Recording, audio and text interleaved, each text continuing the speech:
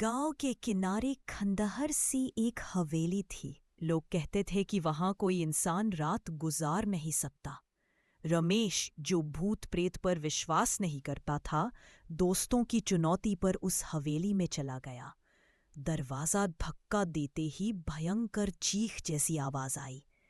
अंदर घुप अंधेरा था, पर अजीब सी ठंडी हवा बह रही थी। दीवारों पर पुराने चित्र लटके थे, जिनकी आंखें जैसे रमेश को घूर रही थी। वह एक कमरे में पहुंचा।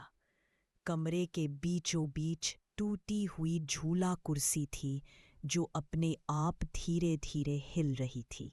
रमेश ने सोचा हवा से हिल रही होगी, पर कमरे की खिड़कियां बंद थीं। तभी अचानक कुर्सी पर एक परछाई बैठ गई। रमेश की सांसें रुक गईं। उसने टॉर्च की रोशनी उस पर डाली, लेकिन वहां कुछ नहीं था। अचानक उसके पीछे से किसी बच्चे की हंसी सुनाई दी। उसने पलट कर देखा तो कोने में खड़ा एक छोटा बच्चा मुस्कुरा रहा था।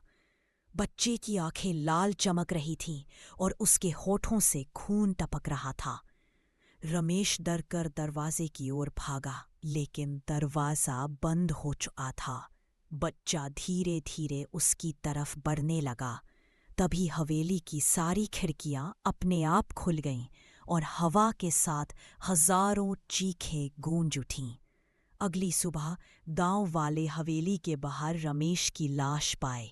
उसके चेहरे पर ऐसा डर जड़ा हुआ था जैसे उसने आखिरी बार मौत से भी भयानक कुछ देखा हो। आज भी हवेली का वह कमरा बंद है और रात को वहां से बच्चे की हंसी सुनाई देती है।